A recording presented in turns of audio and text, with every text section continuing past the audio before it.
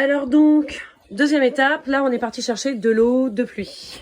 Oui, on disait tout à l'heure, la qualité de l'eau est très importante, non calcaire de préférence. Là on a 3 kg de plantes, j'ai rempli la cuve, on va mettre une quinzaine de litres d'eau. L'idée c'est quand on va chauffer, donc la vapeur va se former, on va tirer 3 litres d'eau florale, donc il ne faut pas qu'on se retrouve sans eau dans la cuve. Donc il faut quand même en mettre suffisamment. Ah, cet atelier nichoir, c'est insupportable, hein. On est partout. Voilà, donc c'est des arrosoirs de 10 litres à peu près. On ne les a pas remplis à fond. On les a transportés à la brouette. Donc mettre trop d'eau, c'est pas un souci. Il vaut mieux mettre trop d'eau. Mais c'est vrai qu'on peut perdre du gaz parce que là je vais chauffer au gaz. Il faut quand même monter à 100 degrés. Donc il ne faut pas non plus... On peut pas monter plus que 100 degrés? Non, tu vas voir, c'est totalement magique. L'alambic va se déclencher à 100 degrés, donc il va faire son eau florale à 100 degrés. On touche à rien et la température se maintient à 100. D'accord.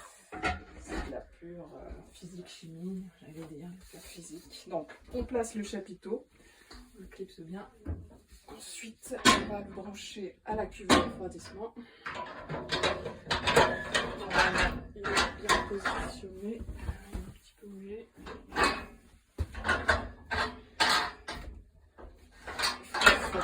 Bien enquillé. Voilà, si ça se visse tout simplement, on est bon. Après, on force un peu. Ça s'entretient très facilement. Le cuivre, on passe un peu de sel. On va entre guillemets enlever le sulfate de cuivre. Et je fais une première passe avec de la farine complète pour démarrer la saison. Avec de la farine complète? Oui, je distille de la farine complète. Ça met une espèce d'enduit sur l'intérieur de la cuve et ça nettoie. Voilà. À ce stade-là, on peut allumer. Il y aura encore une petite étape. Qui est d'allumer le gaz, bien entendu. Non, ce qui va être de faire un joint. Parce qu'ici, il n'y a pas de joint. On est vraiment sur de la distillation à l'ancienne.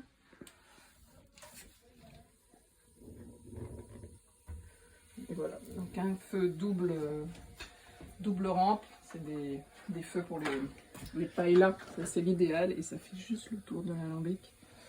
Je cherche une solution à l'électricité comme je la produis avec mes panneaux solaires, mais je n'ai pas encore trouvé. Voilà, donc là c'est très bien. Et là, c'est prêt au bout de combien de temps? Là on démarre, on met une eau à 20 degrés. Ça va commencer à couler à vers 90 ici à peu près. Donc là il va falloir 20-25 minutes, ça va très vite. Le cuivre est très conducteur. C'est pour ça qu'il est utilisé, ça va être long à chauffer.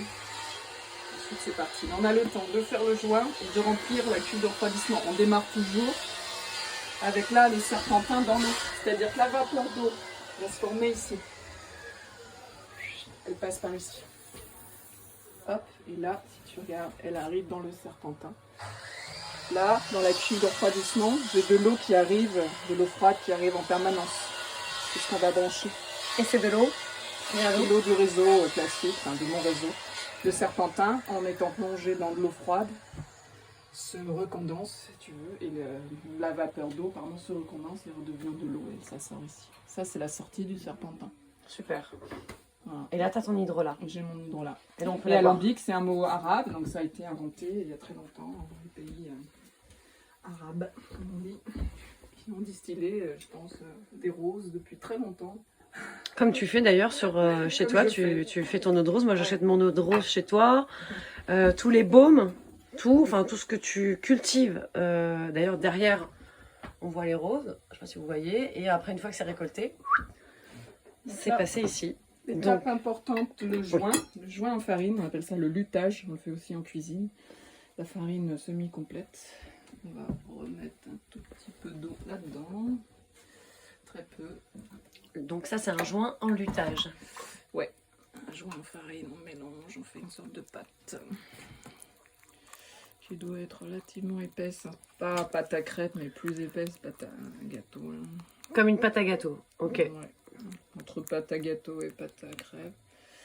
Et ensuite on met là.